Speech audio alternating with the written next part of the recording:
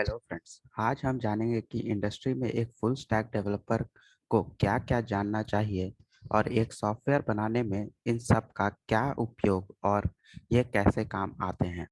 तो चलिए शुरू करते हैं। पहली चीज जिसकी जरूरत पड़ती है वो है रेपोजिटरी वर्जन कंट्रोल सिस्टम। ये एक ऐसा सिस्टम है जिसमें हम सारे कोड्स को सेव करके रखते हैं। उसके बाद हम लोग बैक एंड और फ्रंट एंड में कोड्स को डिवाइड कर देते हैं। फ्रंट एंड वो कोड होता है जिससे यूजर डायरेक्टली इंटरेक्ट करता है। बैक एंड वो कोड होता है जिससे यूजर डायरेक्टली इंटरेक्ट नहीं कर सकता। उसे बैक एंड से बात करने के लिए फ्रंट एंड के थ्रू होके जाना पड़ता है। फिर आता है डेटाबेस। डेटाबेस में हम सारे डेटा को सेव करते हैं, जैसे कि यूजर डिटेल्स, कंपनी डिटेल्स या कोई भी रिलेवेंट डेटा जो अपने सॉफ्टवेयर को चलाने में काम करती है। फ्रंट एंड बैक एंड से सिर्फ ऑथेंटिकेशन के थ्रू ही बात कर सकता है, ताकि बैक एंड से फ्रंट एंड को वही डेटा भेजी जाए जो कि ऑथेंटिकेटेड है, या फिर फ्रंट एंड को जिस डेटा की इजाजत है। इसका मतलब ये है कि एक यूजर जो लॉगिन करता है वो सिर्फ अपने से रिलेवेंट डेटा ही देख पाए, ना कि किसी और का डेटा। इसके बाद आता है डिप्लॉयमेंट पाइपलाइंस। डिप्लॉयमेंट पाइपलाइंस में कोड को फेच किया जाता है और वो उसे बिल्ड करता है, उसके ऊपर टेस्ट रन करता है और फिर उसे डिप्लॉय कर देता है प्री प्रॉड और प्रॉड इन्वायरमेंट्स पे। प्री प्रॉड इन्वायरमेंट्स वो इन्वायरमेंट होते हैं जनरली जिसके ऊपर डेवलपमेंट होता है या जिसके ऊपर सारी टेस्टिंग्स होती हैं। और प्रॉड इन्वायरमेंट वो होता है जो एक्चुअल यूजर के पास होता है और यूजर उसके ऊपर काम करता है। इसके बाद जानना का जरूरत होता है कि होस्टिंग कैसे करते हैं, यानी कि अपने सॉफ्टवेयर को एंड्रॉयड पे या वेब पे कैसे डाला जाए ताकि उसे यूजर्स यूज कर सके। तो ये तो हुआ बेसिक आइडिया कि एक सॉफ्टवेयर डेवलपमेंट में क्या क्या चीज़ों की जरूरत पड़ती है। अब एक एक करके जानते हैं कि ये सब क्या सॉल्व करते हैं या इनकी जरूरत क्यों पड़ती है। तो पहला है वर्जन कंट्रोल सिस्टम। सो वर्जन कंट्रोल सिस्टम में गिट और एसवीएन बहुत पॉपुलर है और अभी बहुत डिमांड में है। इसके अलावा भी बहुत कई तरह के डिफरेंट वर्जन कंट्रोल सिस्टम्स हैं मार्केट में। तो वर्जन कंट्रोल सिस्टम दो तरह के प्रॉब्लम्स को सॉल्व करने की कोशिश करता है। पहला कि कोड्स को कैसे वर्जन किया जाए, और दूसरा कि जैसे मल्टीपल लोग एक ही कोड बेस पे काम कर रहे हैं तो उनके कोड को कैसे मर्ज किया जाए और हर किसी को लेटेस्ट कोड दिया जा सके। आप खुद सोचिए कि आप और आपके दोस्त एक कोड बेस पे काम कर रहे हो, दोनों अपने अपने मशीन्स पे कोड पे चेंजेस करते हो, लेकिन कल को जब आप दोनों अपने फीचर्स को रेडी कर चुके होंगे तो आप लोग उसे पुश करेंगे और आप लोग चाहेंगे कि आपके दोस्त का कोड आपके पास हो, आपका कोड आपके दोस्त के पास हो, और ताकि डेवलपमेंट उसके ऊपर आप लोग दोनों फिर से स्टार्ट कर सकें। तो इसको सॉल्व करने की कोशिश करता है वर्जन कंट्रोल सिस्टम। जैसे मान लीजिए V1 वो कोड है जो पहले से रिपोजिटरी में है और तीन लोग हैं जिन्होंने तीन चेंजेस किए हैं, V2, V4 और V3। तो होता क्या है कि जैसे ही आप इसे वर्जन कंट्रोल सिस्टम में पुश करते हैं वो इसे अरेंज करके मर्ज करके उसे वर्जन वे में सेव कर लेता है, V2, V3, V4 के वे में। और जब भी कोई भी अब इसे पुल करेगा तो उनके पास V4 वर्जन आ जाएगा। तो उसके पास V2, V3 और V4 का तीनों का कोड मर्ज होके अच्छे वे में हर एक एम्प्लॉय या फिर डेवलपर को मिल जाएगा। और उसके बाद इसके आगे उसी तरह से कोड लिख के पुश करते जाते हैं और पुल करते जाते हैं, तो हर किसी को हर किसी का कोड मिलते जाता है। बैकएंड बैकएंड जनरली रेफर किया जाता है डाटा एक्सेस लेयर को, जहाँ पे वो जनरली डेटा को एक्सेस करता है, उसके ऊपर कुछ मैनिपुलेशंस करता है और फिर उसे यूआई को दे देता है या फिर फ्रंट एंड को दे देता है, जिसके ऊपर यूजर उसे देख सकता है, इंटरेक्ट कर सकता है या जो रिक्वायरमेंट हो वो कर सकता है। बैकएंड के लिए बहुत सारे डिफरेंट लैंग्वेजेस है, जावा, पाइथन, सी शार्प, नोड, और हम लोग किसी को भी यूज कर सकते हैं। फ्रंट एंड जनरली उस एरिया पे फोकस करता है जिससे यूजर डायरेक्टली इंटरेक्ट करता है, चाहे वो वेबसाइट हो, ऐप हो या फिर कोई मशीन ही क्यों ना हो। फ्रंट एंड वेब और ऐप को जनरली HTML, CSS या फिर टाइपस्क्रिप्ट में लिखा जाता है।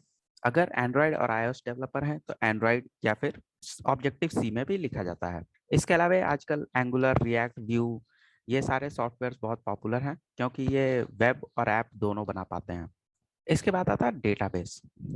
डेटाबेस बस एक सिस्टमैटिक कलेक्शन ऑफ डेटा होता है जहाँ पे हम लोग सारे डेटा को सेव करके रखते हैं, जैसे कि इमेज, नाम, एड्रेस, कुछ भी। और डेटाबेस कई तरह के होते हैं, relational database, no SQL database, cloud database, graph database, जिसके बारे में हम लोग आगे वीडियोस में जानेंगे।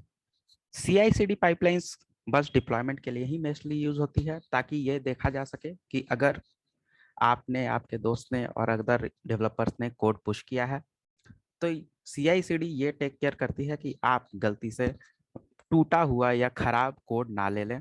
ये उसे बिल्ड करेगी, उसके ऊपर सारे चेक्स रन करेगी, टेस्टिंग करेगी, और फिर ये उसे ग्रीन बोलेगी कि हाँ अब ये कोड सही है, कोई भी इसे ले सकता है। अगर वो रेड हो गई तो फिर आपको पुल करना नहीं चाहिए, आपको वेट करना चाहिए कि आपका दोस्त या आपके डेवलप कलीग्स उसे फिक्स करें पहले। CI/CD भी बहुत तरह के होते हैं, Jenkins, TeamCity, GitHub actions, go etcetera. Authentication तो यही है कि the process of defining whether someone or something is in fact who or what it says it is. इसका मतलब ये है कि ये आइडेंटिफाई करना कि वो पर्सन जो मेरे ऐप पे आया है वो वही है जो वो कह रहा है, ताकि उसे वही डाटा दिया जा सके जिसके लिए उसे ऑथेंटिकेट किया गया है। अगर कोई थर्ड यूजर इस ऑथेंटिकेशन को ब्रेक करके कुछ ऐसा डेटा रिट्रीव कर पाता है जो उसे रिट्रीव करने की इजाजत नहीं है, तो इसी को हैकिंग कहते हैं। टेस्टिंग टेस्टिंग बहुत जरूरी होती है। आजकल एजाइल मेथोडोलॉजीज में आप लोगों ने TDD का नाम सुना होगा, टेस्ट ड्रिवन डेवलपमेंट, जहां हम पहले टेस्ट लिखते हैं फिर कोड लिखते हैं। टेस्टिंग का यूज जनरली इसलिए होता है ताकि ये देखा जा सके कि सॉफ्टवेयर में कोई बग्स नहीं है या नए चेंजेस के कारण पुराने फीचर्स ब्रेक नहीं हो रहे हैं। और टेस्टिंग कई तरह के होते हैं, unit testing, integration testing, contract testing, performance testing, load testing, और इन सब के बारे में भी हम आने वाले वीडियोस में जानेंगे। और इसके बाद आता है deployment, the process of running an application on a server और डिवाइस।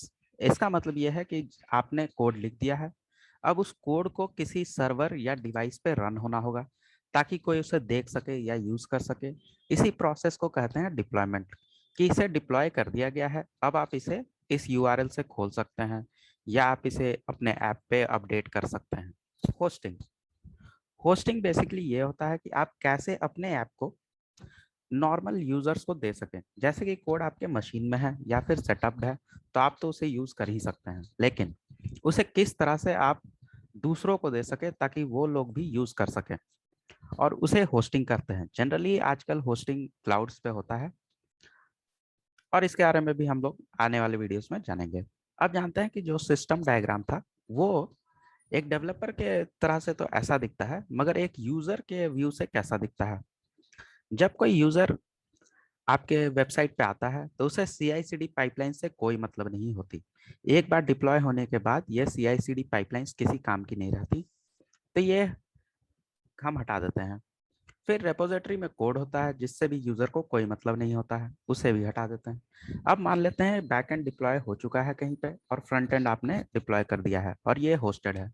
जब यूजर होस्टेड इन्वायरमेंट को क्लिक करता है तो वो जब यूजर होस्टेड इन्वायरमेंट को जब यूजर होस्टेड इन्वायरमेंट को हिट करता है तो वो डायरेक्टली फ्रंट एंड को हिट करता है। फ्रंट एंड पे उसके लॉगिन ऑथेंटिकेशन के थ्रू वो बैक एंड पे जाता है और वहां से डेटाबेस से डेटा लाके उसे दे देता है, और इसी तरह से बेसिक यूजर फ्लो काम करता है। धन्यवाद। प्लीज चैनल को सब्सक्राइब करें ताकि आपको आने वाले वीडियोस के बारे में नोटिफिकेशन मिल सके, क्योंकि हम लोग इन सब के बारे में एक एक करके इन डेप्थ वीडियो डालेंगे और वो आपके लिए बहुत यूजफुल होगा। शुक्रिया।